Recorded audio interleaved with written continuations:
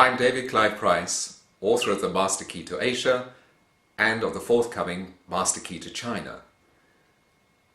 I recently ran a competition with my community on social media to see which of the possible book covers they preferred for the Master Key to China. And I got some very divisive and interesting responses. Here are the two covers.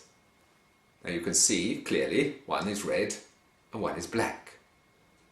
Now you would think those were pretty straightforward alternatives and that it was a choice of one or the other, but it turned out that there were more responses and more diverse responses than I thought to give me a clear choice. Many people said, for example, that the red colour here is much more associated with China. I would sell more books in Asia. I would sell more books in the West too, in Western countries, and that it was far more festive and exciting than the black.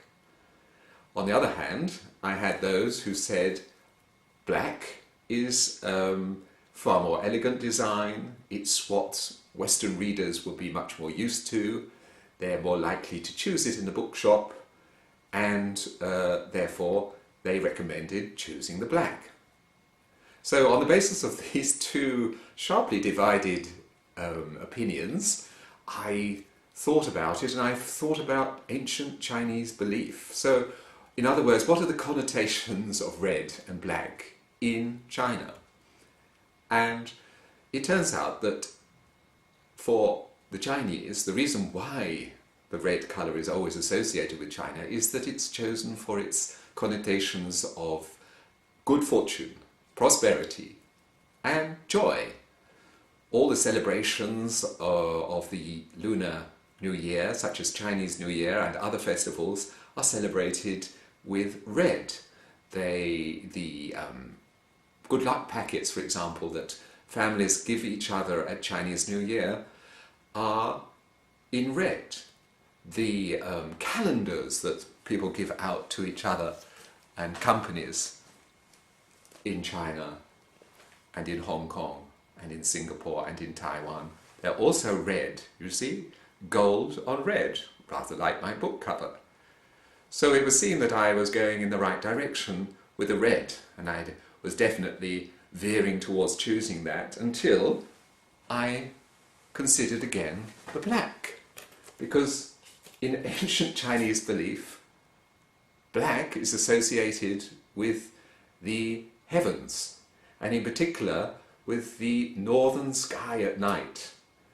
And in the northern sky is the northern star.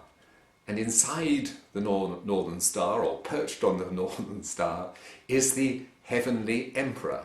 So black is associated with the king, and therefore it's the king of colours in ancient Chinese belief.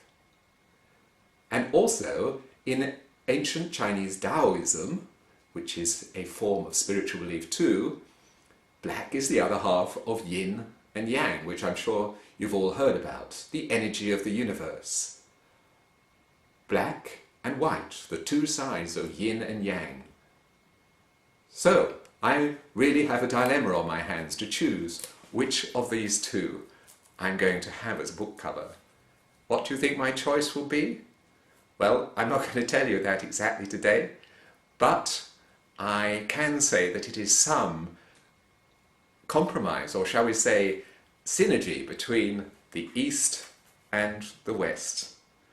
I hope you've enjoyed my little story about my book covers, and to learn more about the forthcoming Master Key to China, and also my resources for training on Asian business cultures, please go to my website www.davidcliveprice.com, where you can also apply for a free strategy consultation with me by simply filling in the box at the bottom of the page which says contact.